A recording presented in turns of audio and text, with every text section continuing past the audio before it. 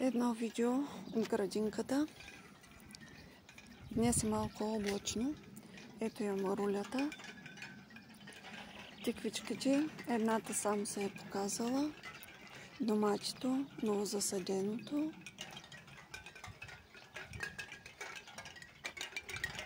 Боб.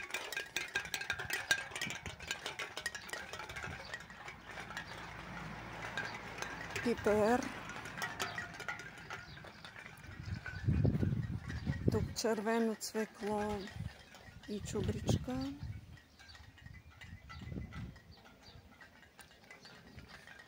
Пак боб.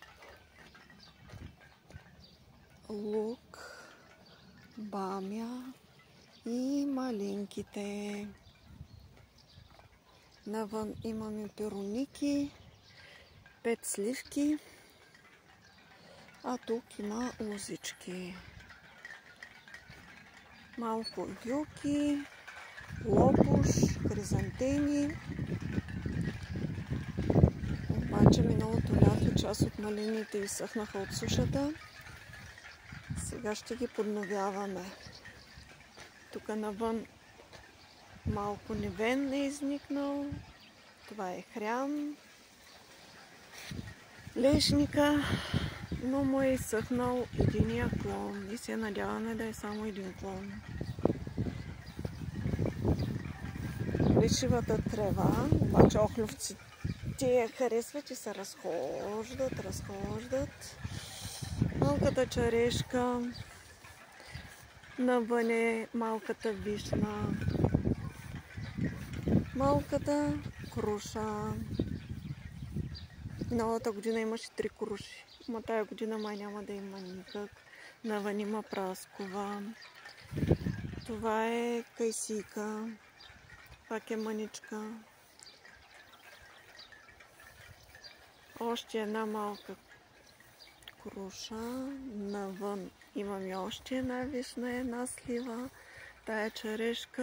Миналата година опитахме, дано има и сега.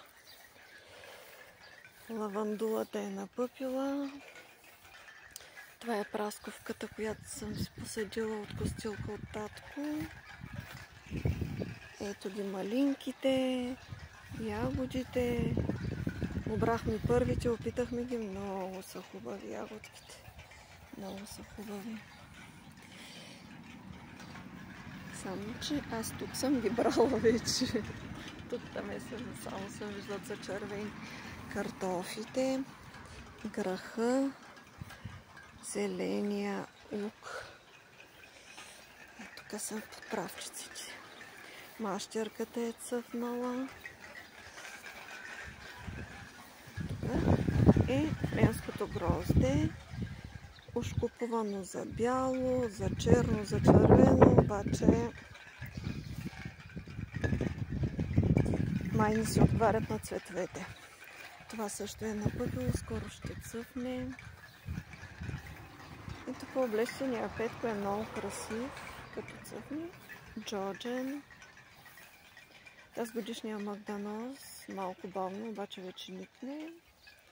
Ментата е прилична. Маточината, салвията е цъфнала. Тук киселеца даже е изкласил. Ригана, миналогодишния магданоз, розмарина, лавандулата. Анасон тая година съм засяла. Ще видим какво ще стане. Девисила. Тук на шафрана все още не са му изсъхнали листата.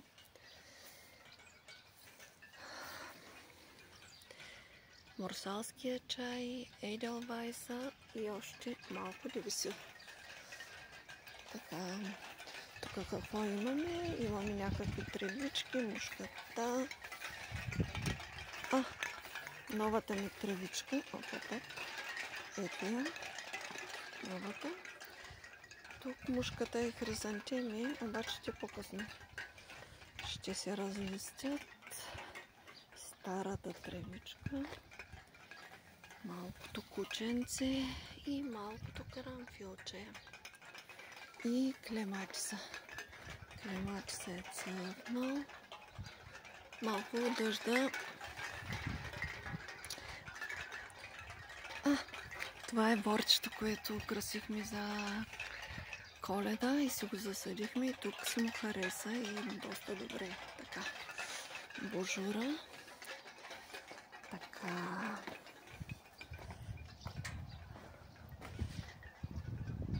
От миналата година имам вече лайка. Ето я каква е. За чайче. Джулята с вече плочета. Още маруля, още лук, още лайка, още картофи, още праскова. Ето ги прасковите вече, къде са те? Ябълки има доста, също тая година май само ябълки. Картофи, руклата, пролетната и тя цъфна, явно само така ще я гледаме. Спанака, той изкласил вече. Ето още ябълки, още салата, репичките и те изкласили. Много бързо преминават. Още марулка, тук е целината. И тя е от миналата година, чакам да й видя цвета и на нея. Ето ги ябълчиците. Колко много има на места. И смокините. Чакай сега да видя. Ето и смокините. Смокините вече. Къпините са нацъфтели. Това ми дръвче тук. И маслинката, която си засадихме преди 2 седмици.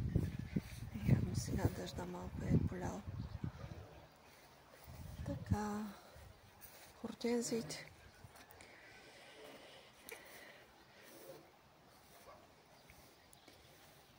Пак не са еднакви по височина. Всяка си расте както си иска.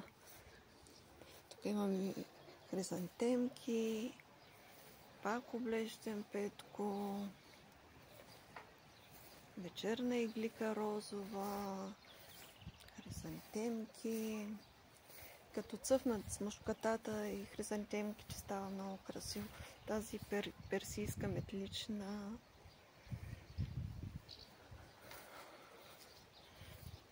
Тук има повече летни цветя. Тук там и някой гладиол се е показал. Жълтата роза вече премина горката. Тук е аронията. Даже има малки плочета аронията. Ето. Японската джуля. Още едно хръсталаче. Ето как е станала грозна жълтата роза. Беше красива миналата седмица. Още едно хръсталаче.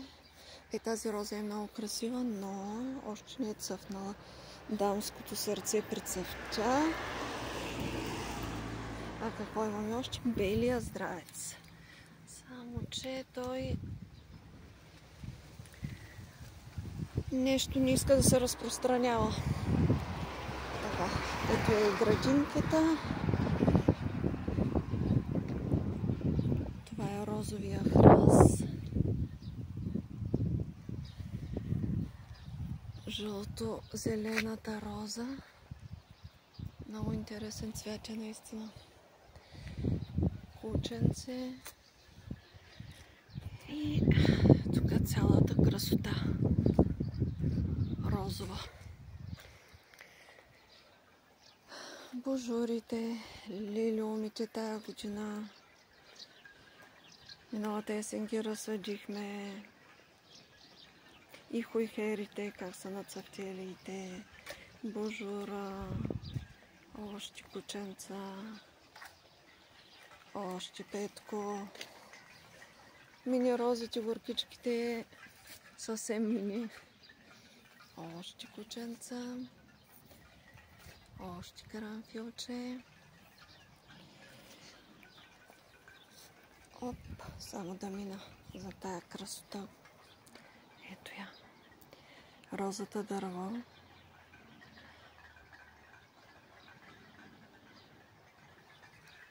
Карамфилчета, самакитка, маргаритки, самакитка, карамфилчета.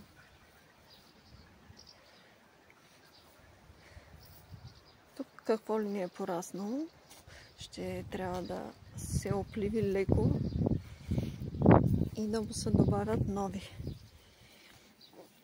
растения. Ето тук още едно хръсталаче. Ето ги розичките сега.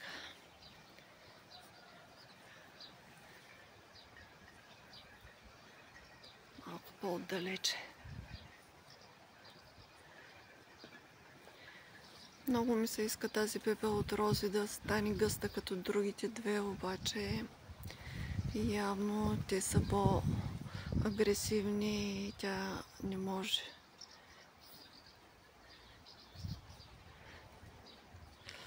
И тук да се преплетат над вратата бялата и червената. Ето и другото борче. Има още розички, мини.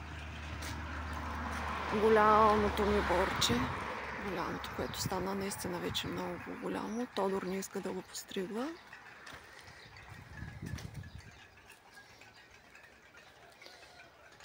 И мушкатата.